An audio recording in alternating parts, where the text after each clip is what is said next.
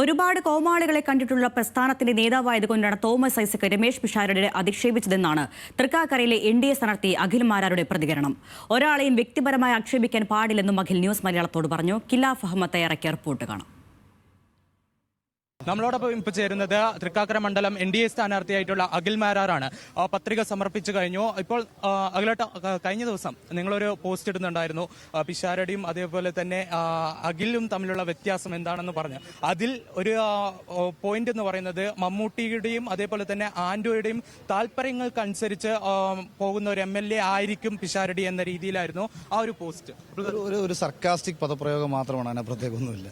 പിന്നെ കഴിഞ്ഞ ദിവസം തോമസ് ഐസക് ഒരു വിവാദ പ്രസ്താവന നടത്തുകയും ചെയ്തിരുന്നു. കോമാളികളെ ഇറക്കിക്കൊണ്ട് BJP അതേപോലെ തന്നെ കോൺഗ്രസ് ഡീലാണ് പാലക്കാട് നടക്കുന്നുള്ളത്. അതിനെക്കുറിച്ച് എന്താ പറയുക? അല്ല, അത് ഞാൻ കുറച്ചു മുമ്പ് അത് ആരോടോ ചോദിച്ചപ്പോഴും ഞാൻ പറഞ്ഞു, കലാകാരന്മാരെ എന്നല്ല, രാഷ്ട്രീയ നേതാക്കന്മാരെ എന്നല്ല, എന്തിന് ഒരു വ്യക്തിയെ പോലും നമ്മൾ വ്യക്തിപരമായി ആക്ഷേപിക്കാൻ പാടില്ല. ഇപ്പം ഞാൻ ഒരു അഭിപ്രായം ഞാൻ പറയുന്നത്, ഇപ്പം ഞാൻ പിണറായി വിജയനെ വിമർശിച്ചാൽ അത് കേരള മുഖ്യമന്ത്രിയാണ് വിമർശിക്കുന്നത്. പിണറായി വിജയൻ എന്ന് പറയുന്ന വ്യക്തിയല്ല നമ്മൾ വിമർശിക്കുന്നത്. അപ്പം വിമർശനം വ്യക്തിപരമായി മാറുമ്പോൾ, പരിഹാസം വ്യക്തിപരമായി മാറുമ്പോൾ അത് അപകടമാണ്, അത് മോശവുമാണ്.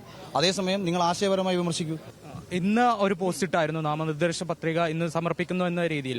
അതിൽ പറഞ്ഞിട്ടുണ്ടായിരുന്നു ഉമാ തോമസ് വിജയിച്ചത് PT തോമസിന്റെ ഒരു സിമ്പതി കാരണമാണ് ഇവിടെ വിജയിച്ചതെന്നുള്ളത്. അതേപോലെ തന്നെ തൃക്കാക്കര മണ്ഡലത്തിൽ ഒരു MLA ഇതുവരെ ഉണ്ടായിരുന്നില്ല എന്ന രീതിയിലും ആ പോസ്റ്റ് ഉണ്ടായിരുന്നു. അപ്പോൾ അതെന്താ അങ്ങനെ പറയാൻ കാരണം?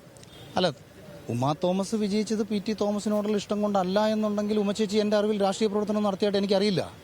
അങ്ങനെ ഒരു സമരങ്ങളോ രാഷ്ട്രീയ പ്രവർത്തനങ്ങളോ ഒക്കെ നടത്തി അതിന്റെ പേരിൽ ലഭിച്ചൊരു സീറ്റ് അങ്ങനെ വിജയിച്ചതാണെന്ന് ഞാൻ പറഞ്ഞ തെറ്റെന്ന് വെച്ചോളൂ. കഴിഞ്ഞ ദിവസം വളരെ രസകരമായൊരു സംഭവം ഉണ്ടായി.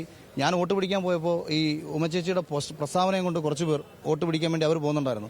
എന്നെ കണ്ടപ്പോൾ എൻ്റെ കൂടെ കൂടിയിട്ട് എൻ്റെ കൂടെ വന്നിട്ട് പറഞ്ഞു, MLA ഒന്നും ഈ പരിസരത്ത് പോലും വന്നിട്ടില്ല, ഞങ്ങൾ അഖിലിന് ഏതൊക്കെ വീടാന്ന് കാണിച്ചു തരാമെന്ന്. പക്ഷേ ഉമ്മച്ചേച്ചിക്ക് ചിലപ്പോൾ ഞാൻ പറയുന്ന ഒരു വ്യക്തിപരമായിട്ട് വളരെ നല്ല സ്ത്രീയായിരിക്കും. പ്രായത്തിന്റെ പ്രശ്ന ബുദ്ധിമുട്ടുണ്ടാവാം, അസുഖം ഈ അടുത്ത സമയത്ത് നടന്നൊരു അപകടത്തിന്റെ ബുദ്ധിമുട്ടുണ്ടാവാം.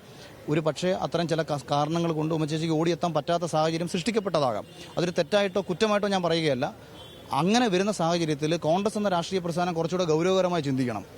അപ്പം ഉമ്മച്ചേച്ചിയെ പോലെ ഒരാൾക്ക് ഈ തൃക്കാക്കര മണ്ഡലത്തിൽ ഓടിയെത്താൻ പറ്റുന്നുണ്ടോ? അപ്പോൾ അവിടെ ഉമ്മച്ചേച്ചി തന്നെ മതിയോ, മറ്റാരെങ്കിലും കുറച്ചുകൂടെ ആക്റ്റീവായിട്ട്? അപ്പം അതിൽ കോൺഗ്രസിന്റെ പരാജയമാണ് ഈ സ്ഥാനാർത്ഥിത്വം എന്ന് പറയുന്നത്. പ്രചരണം തുടങ്ങിയിട്ട് കുറച്ച് ദിവസമായി. എന്താണ് ഇവിടുത്തെ വോട്ടർമാരുടെ അഭിപ്രായം? വലിയ സ്വീകാര്യതയാണ് എല്ലാ മേഖലയിൽ നിന്നും ലഭിക്കുന്നത്.